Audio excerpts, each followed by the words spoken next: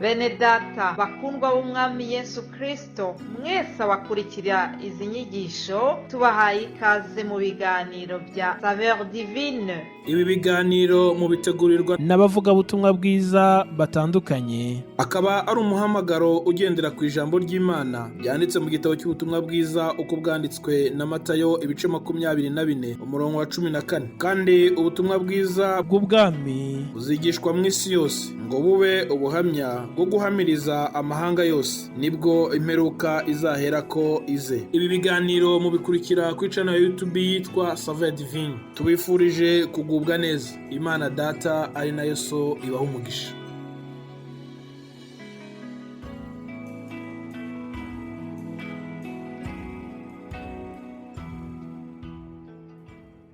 Yesu ashimwe bakundwa nshuti z'umusaraba, mwese abakurikira ibi biganiro bya Saveur Divine, ndabaramukije mu izina rya Yesu. Amahoro ya Kristo nabane namwe mwese aho muherereye. Nuko nejejwe n'Imana mu mutima wanjye, ndayishimira kubw'uyu munsi iduhaye, ndayishimira kubw'iki cyumweru cyose gitambutse. Ndizera yuko Imana yabanye nawe aho uri, ndizera yuko kandi wanejejwe n'ibi biganiro twabagejejeho. Nk'uko mubizi, niba mwarakurikiye kuva ku wa mbere, turi ku ijambo rivuga ngo gushima Imana muri byose, gushima Imana iminsi yose. Nongere mbibutse yuko twagendeye kuri rya jambo ryo mu Befeso 5 umurongo wa 20, rikaba rivuga ngo mujye mushima Imana Data wa twese kubw'ibintu byose, mubiyishimira mu izina ry'umwami wacu Yesu Kristo. Aleluya. Nk'abakristo abari mu rugendo rujya mu ijuru, abakiriye umwami Yesu nk'umwami n'umukiza wabo, tugomba gushimira Imana mu bibi no mu byiza. Tugomba gushimira Imana iminsi yose. Uwiteka Imana yacu ijya yishimira kubona abana bayo bayinezererwa, bayishimira batayitotombera, ahubwo bagahora bafite umutima witeguye kuyishima. Uyu munsi rero ndagira ngo turangize iki cyumweru cyacu tureba umudamu umwe washimye Imana agahigura umuhigo yari yarayihigiye. Ni byiza yuko igihe uhize umuhigo, igihe usezeranyije Imana ikintu, ugomba kugisohoza, ugomba kuyishimira. Mu gihe washubijwe, mu gihe ubonye watabawe mu kibazo wari ufite, nyabuneka ntukibagirwe gushima Imana. Nyabuneka ntukibagirwe guhigura ya mihigo yose wahize mu gihe wari ubabaye, mu gihe wari urwaye, mu gihe wari umerewe nabi cyane. Hari ibyo wemereye Imana, hari ibyo wahize, hari ibyo wasezeranije kuzatanga mu kuyishimira. Rero ndagira ngo nongere nkwibutse ngo ntuzabyibagirwe. Reka turebe rero uyu mudamu wagize umwifato mwiza akajya guhigura umuhigo yari yahize mu gihe yari agowe. Ni umudamu tubona mu gitabo cya Samweli wa mbere, umudamu yitwa Hana. Hana ni nyina wa Samweli. Uwo mudamu rero yari yarahuye n'ikigeragezo cyo kutabona urubyaro, akaba afite mukeba we ariko wabyaraga. Uwo mukeba we agahora amushinyagurira. Uwo mukeba we yitwaga Benina. Nuko bituma rero Hana yegera Imana cyane.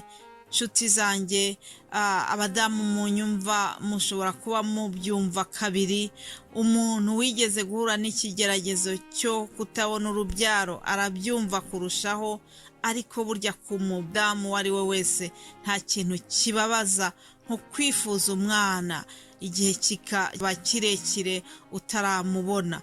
Rero uyu mudamu nawe yagize igihe kirekire yifuza umwana, hanyuma agira igihe cyo gusenga, ajya imbere y'Imana arayiririra, arayitakambira.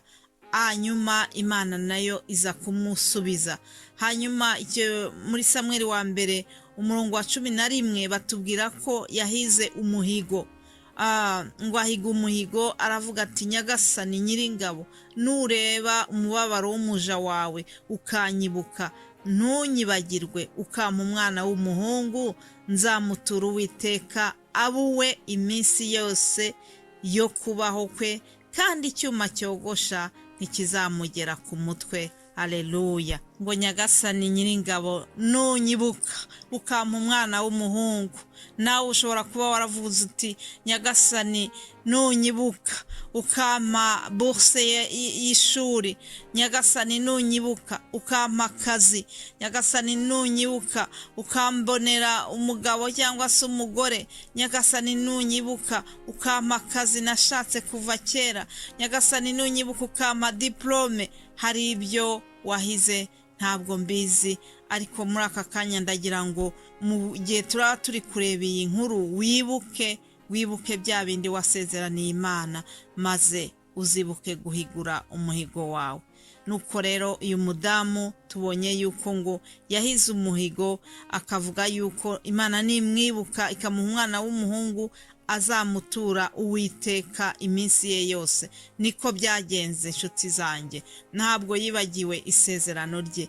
Amaze kubona uriya mwana w'umuhungu yagiye gushimira Imana, aramutura. Nubwo yaramubonye amukeneye cyane, ariko yaramwigomwe amutura Imana. Uwo mwana we w'umuhungu Samweli, nk'uko nababwiye, yaramubonye nyuma y'amasengesho menshi, nyuma y'amarira menshi, nyuma y'agahinda kenshi, ariko aremera aramwigomwa. Yari yarasezeranyije Imana ko azamutura Uwiteka. Nuko rero ku murongo wa 24 w'iki gice cya mbere batubwira uko yabigenje. Nuko ngo amaze kumucutsa aramujyana, ajyana n'amapfizi 3 na efa imwe y'ifu n'imvumba y'uruhu irimo vino, amujyana i Shilo mu nzu y'Uwiteka. Ngo kandi umwana yari akiri muto. Nuko babikira imfizi bazanira Eli umwana. Uwo mugore aravuga ati Nyagasani, ndahiye ubugingo bwawe, ninjye wa mugore wari uhagaze iruhande rwawe bwa bundi nsaba Uwiteka. Uyu mwana niwe nasabye, kandi Uwiteka yampaye icyo namusabye. Nicyo gitumye mutura Uwiteka, akazaba uwatuwe Uwiteka iminsi yose yo kubaho kwe. Nuko asengera Uwiteka aho ngaho. Haleluya. Imana ishimwe cyane. Nukuri uyu mudamu naramukunze cyane. Yamenye ibanga ryo gushima Imana, yamenye ibanga ryo guhigura umuhigo, yamenye yuko harimo umugisha ukomeye. Nuko ntabwo yikubiye uriya mwana, ahubwo yahiguye umuhigo yari yatanze, aragenda amutura Imana. Imana ishimwe cyane. Ikindi kintu cyiza cyane nuko yabikoranye umutima unezerewe. Ntabwo yari afite agahinda kuko yiyatse uwo mwana akaba amutanze. Oya, yari azi neza yuko amutuye Imana, kandi abikora n'umutima unezerewe. Mu gice cya 2 batubwira ngo maze Hana arasenga, aravuga ati umutima wanjye wishimiye Uwiteka, ihembe ryanjye rishyirwe hejuru n'Uwiteka. Haleluya. Ngo akanwa kanjye kagukiye ku banzi banjye, kuko nejejwe n'agakiza kawe. Hana yahise yuzura umwuka wo kuramya no guhimbaza Imana ye. Aravuga ngo nta wera nk'Uwiteka, ngo nta yindi Mana itari wowe, kandi nta gitare kimeze nk'Imana yacu. Haleluya. Yarakomeje arayihimbaza, aravuga ati wari ingumba yabyaye 7. Aravuga ati akura abakene mu mukungugu, ngo ashyira hejuru abatindi abakuye ku cyavu, kugira ngo bicarane n'ibikomangoma. Haleluya. Baragwa intebe z'icyubahiro. Nuko nukuri uyu mudamu naramushimye cyane, ukuntu yagize umwifato mwiza, ukuntu yamenye yuko agomba guhigura umuhigo yari yahaye Uwiteka. Nawe ndashaka kukwinginga kugira ngo wibuke kugaruka gushima Imana, nyuma yo gutabarwa, nyuma yo gusubizwa mu kibazo wari urimo, ntuzibagirwe kuza guhigura umuhigo wahigiye Uwiteka, ntuzibagirwe kugaruka gushima Imana. Reka ndangize iki cyumweru mbinginga kugira ngo nukuri duhore dushima Imana yacu, nukuri duhore dushima haba mu bibi no mu byiza, haba mu bikomeye no mu byoroheje.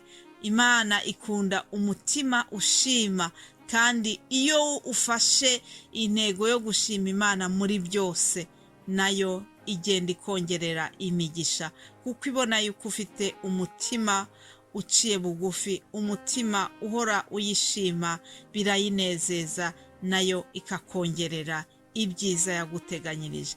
Mbifurije rero guhorana uwo mutima mwiza wo gushima Imana mu izina rya Yesu, kandi mugire wikende nziza.